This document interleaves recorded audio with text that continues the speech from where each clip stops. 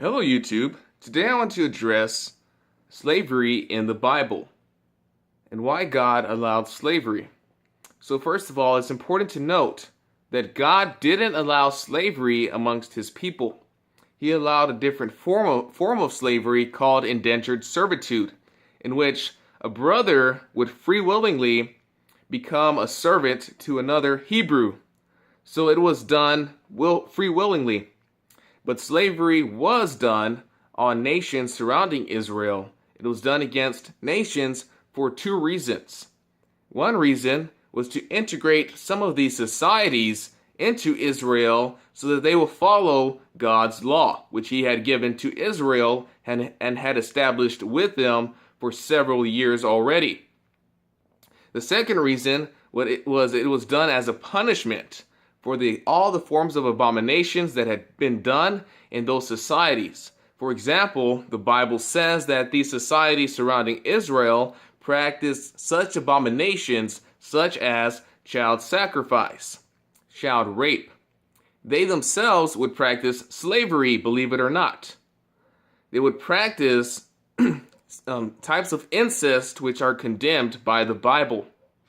They would practice all forms of abominations, sacrificing humans to false idols, and several other sins.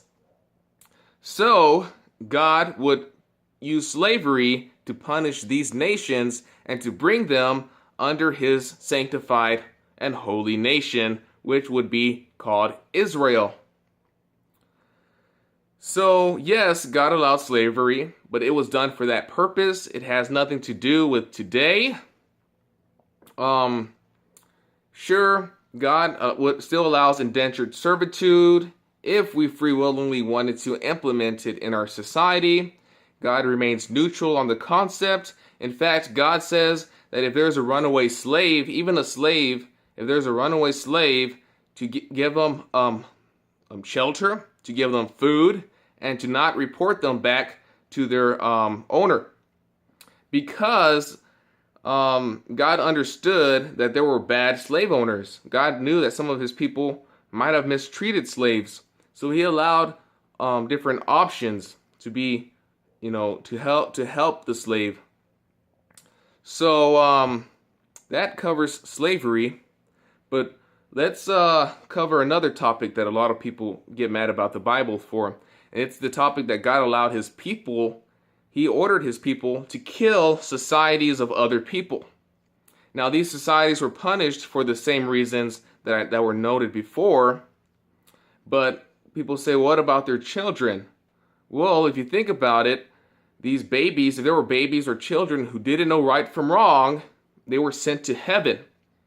So God, and only God is allowed, God being the creator and being all-knowing, he is given the right to take away his spirit or one of his souls on earth and to take it up with him to either heaven or to hell or to paradise, So only God is given this right, not us. We aren't given that right because we aren't each other's creators and we aren't all-knowing. Because God is all-knowing, he can see your sin before you commit them.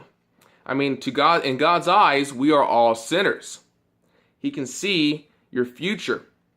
So it is a gift from God whenever one of our young ones, babies, are killed because they're automatically get to go to heaven, which is the entire purpose for our existence, which is to be tested, to be proven faithful, to either go to heaven or to be a sinner or go to hell.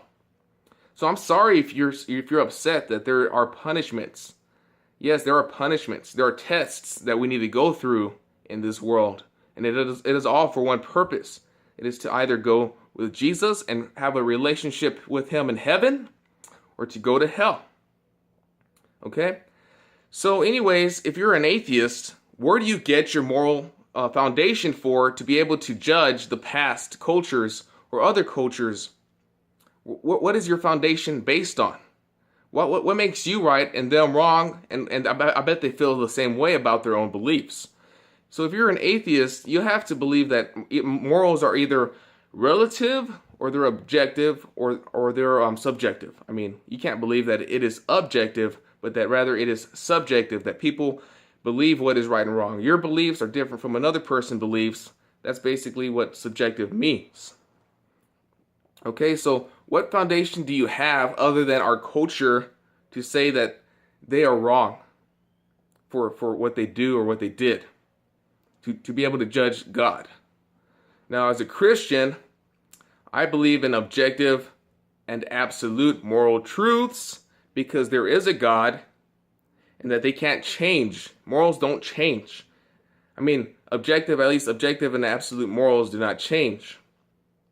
And the only reason why people were ignorant in the past of objective and absolute morals is because they were ignorant of that fact.